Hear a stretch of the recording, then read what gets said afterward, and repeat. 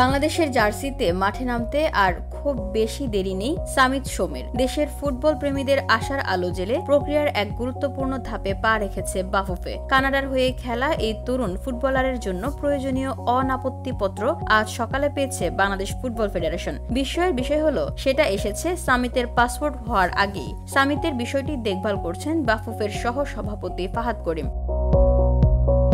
তিনি জানালেন, আজ সকালে আমরা কানাডা ফুটবল ফেডারেশনের চিঠি হাতে পেয়েছি। তাতে সামিতের কানাডার হয়ে কত মিনিট খেলেছেন, কোন ম্যাচে অংশ নিয়েছেন, সব বিস্তারিত তথ্য রয়েছে। আগামীকাল ওর পাসপোর্টের জন্য আবেদন করব। পাসপোর্ট হলে আমরা সঙ্গে সঙ্গে ফিফাতে আবেদন করব। সামিতের জন্ম কানাডায়, সেখানকার জাতীয় দলের হয়ে খেলাও করেছেন। তবে হৃদয়ে বাংলাদেশ, এমনটাই জানান দিয়েছেন তিনি। বাফুফে ইতোমধ্যে জন্ম নিবন্ধন সহ প্রয়োজনীয় কাগজপত্র দিয়ে আগেভাগে কানাডার কাছে অনাপত্তিপত্র চেয়ে আবেদন করেছিল। ব্যতিক্রমী এই সিদ্ধান্তে বাফুফে পেয়েছে ইতিবাচক ফল। ফাহাদ করিম জানালেন, সাধারণত পাসপোর্ট হাতে পাওয়ার পরেই অনাপত্তিপত্র চাওয়া হয়, কিন্তু যেহেতু সামিত নিজের সিদ্ধান্তে অনড়, আমরা ডিক্লারেশন ও জন্ম নিবন্ধনের ভিত্তিতে আবেদন করেছি।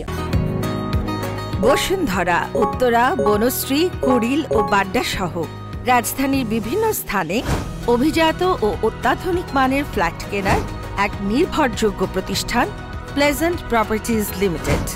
তাই আপনার স্বপ্নের আবাসনের জন্য আজই যোগাযোগ করুন। Pleasant properties limited, where destiny matches eventually।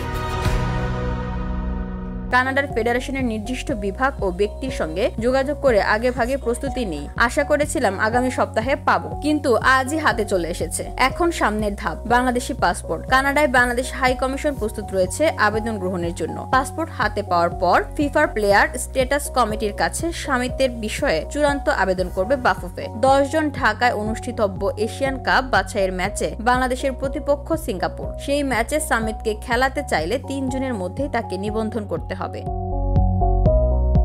Bafufe আশা করছে তার আগেই ফিফা থেকে সবুজ সংকেত মিলবে। তবে উদাহরণ হিসেবে মনে করিয়ে দেওয়া যায়, হামজা চৌধুরীর ক্ষেত্রে ফিফা সিদ্ধান্ত নিতে সময় নিয়েছিল 3 মাসের বেশি। সামিতের ক্ষেত্রে সময় কতটা কমে সেটাই এখন দেখার বিষয়। বাংলাদেশের ফুটবল মাঠে সামিতের পা পড়বে কিনা তা এখনো নিশ্চিত না হলেও আজকের এই অনাপত্তিপত্র সেই সম্ভাবনার দ্বারকে অনেকটাই খুলে দিয়েছে। এখন অপেক্ষা পাসপোর্ট ও ফিফার শেষ অনুমতির। বাংলাদেশ কি তাহলে আরও এক প্রবাসী রত্ন পেতে যাচ্ছে? VOD Bangla news desk.